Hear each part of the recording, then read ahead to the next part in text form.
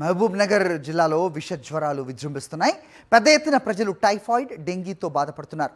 రోగులతో ప్రభుత్వ, ప్రైవేట్ ఆసుపత్రులు కిటకిటలాడుతున్నాయి.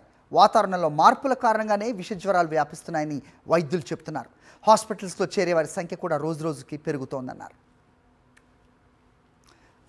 ఇదే అంశంపై సమాచారం మా ప్రతినిధి విజయ్ భాస్కర్ అందిస్తారు. ఉమ్మడి పాలమూరు జిల్లాలో రోజు రోజుకు విష జ్వరాలు విజృంభిస్తున్నాయి.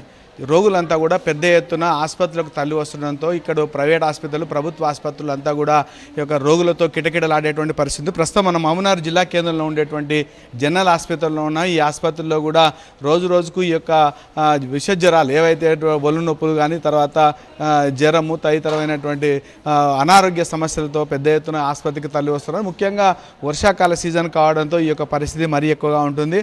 అయితే ఈ యొక్క జిల్లాలో గడిచిన 5 నెలలుగా ఉమ్మడి జిల్లాలో ఇప్పటికే దాదాపు 200కు పైగా డెంగ్యూ కేసులు నమోదైనటువంటి పరిస్థితి. ముఖ్యంగా పరిసరాల యొక్క పరిశుభ్రత విషయంలో ఇటు మున్సిపాలిటీలు కానీ, తర్వాత గ్రామ పంచాయతీలు పారిశుద్ధ్యాన్ని పర్యవేక్షించడంలో లోపం కారణంగానే ఈ యొక్క దోమలు ఎక్కువ కావటము, తదనుగుణంగా వాళ్ళకు టైఫాయిడ్ కానీ, తర్వాత డెంగ్యూ తదితరమైనటువంటి యొక్క ఒళ్ళు నొప్పులతో కూడినటువంటి జ్వరాలు తదితరమైనటువంటి రావడంతో వాళ్ళంతా కూడా ఆసుపత్రులు వస్తున్నారు. ఇక ముఖ్యంగా డెంగ్యూకు సంబంధించినటువంటి ఒక కేసులు ఏవైతే ఉన్నాయో అవి కూడా రోజు రోజుకు పెరుగుతున్నాయి. ముఖ్యంగా ప్రభుత్వ ఆసుపత్రులు కాకుండా ప్రైవేట్ ఆసుపత్రుల్లో పెద్ద ఎత్తున రోగుల నుంచి డబ్బులు వసూలు చేస్తున్నారు, వాళ్ళు భయాందోళన గురి చేస్తున్నటువంటి ఆరోపణలు ఉన్నాయి.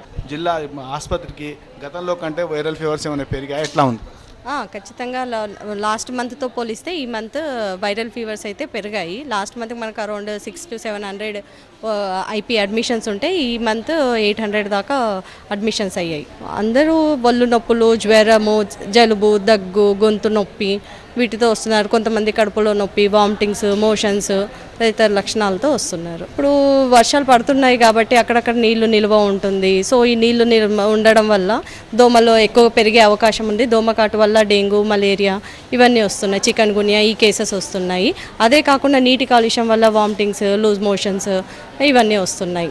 మొత్తంగా మాత్రం జిల్లాలో రోజు రోజుకు ఈ యొక్క విష జ్వరాలు పెరుగుతున్నాయనేటువంటి అభిప్రాయం వ్యక్తం చేస్తుండేటువంటి ఆమె, ముఖ్యంగా దోమలు కానీ, తర్వాత సీజన్ మారినటువంటి సమయంలో కొత్త నీళ్ళు వల్ల కూడా ఈ రకమైనటువంటి ఇబ్బంది తలెత్తుంది. ముఖ్యంగా ఈ యొక్క డెంగ్యూకి సంబంధించి కానీ, తర్వాత టైఫాయిడ్ తదితరమైనటువంటి దాంతో పెద్ద ఎత్తున వస్తున్నారు. వారికి సంబంధించినటువంటి వైద్య పరీక్షలు కానీ, మందులు కూడా అన్ని అందుబాటులో ఉన్నాయి. డెంగ్యూ, టైఫాయిడ్ వస్తే ఇమ్మీడియట్గా ఆసుపత్రికి వచ్చినట్లయితే వారికి కావాల్సినటువంటి యొక్క మందులు కానీ, చికిత్స కానీ అందించేటువంటి అవకాశం ఉంటుందని ఆమె చెప్తున్నారు. కెమెరామెన్ విజయభాస్కర్, సాక్షి న్యూస్, మహబూబ్నగర్.